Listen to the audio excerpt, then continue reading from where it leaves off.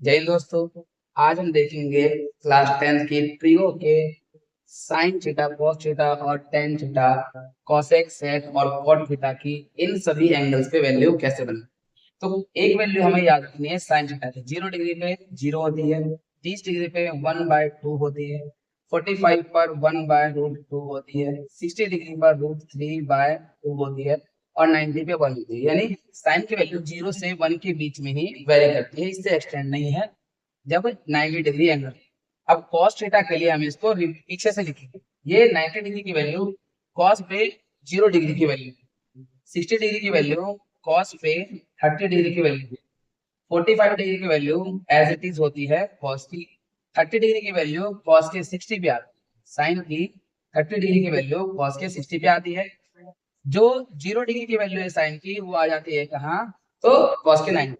अब इस साइन की वैल्यू को हम cos की वैल्यू से डिवाइड करेंगे, क्योंकि tan थीटा निकालने के लिए एक फॉर्मूला जो हम पहले देख चुके हैं वो क्या है, साइन थीटा अपॉन में cos थीटा। ठीक है, तो साइन की वैल्यू को हम cos की वैल्यू से डिवाइड करते हैं, तो 0 को 1 से डिवाइड करने पर क्या आएगा, 0 ही आएगा। अब 1/2 और इसको डिवाइड करना है √3/2। जब भी डिवाइड में होता है तो ये ऊपर चला जाता है, यानी 2 से 2 कट जाएगा, 1/√3 क्या आ जाएगा, 1/√3। अब 1/√2 और 1/√2 को डिवाइड करेंगे तो ये दोनों कट जाएगी आपस में और क्या आ जाएगी, वैल्यू 1। और यहाँ जब डिवाइड करेंगे √3/2 को डिवाइड करेंगे 1/2 से, तो 2 से 2 कटने पर नीचे एक बचेगा, कोई वैल्यू नहीं, तो सिर्फ क्या आएगा, √3। अभी तक 1 को डिवाइड करने पर 0 से क्या आएगा ये हमें पता नहीं है, तो हम लिखते हैं क्या, नॉट डिफाइंड, यानी एंड।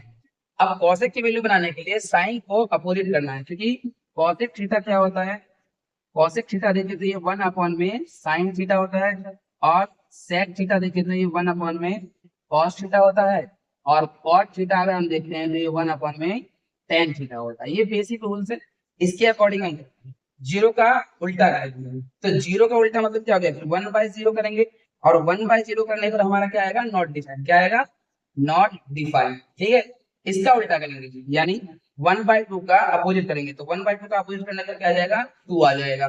इसका भी उल्टा करेंगे यानी √2 आ जाएगा।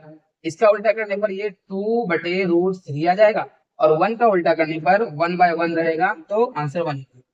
सेक के लिए कॉस को उल्टा कर देना है, तो 1/1 को उल्टा करेंगे तो 1 आएगा। इसका उल्टा करेंगे तो 2 अपॉन में √3 आएगा। इसका उल्टा करेंगे तो √2 आ जाएगा।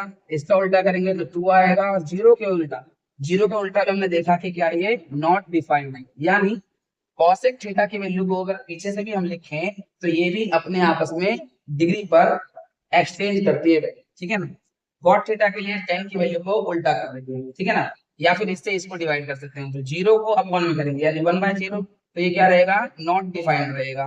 और इसकी वैल्यू को उल्टा करेंगे तो क्या आ जाएगा, √3 आ जाएगा।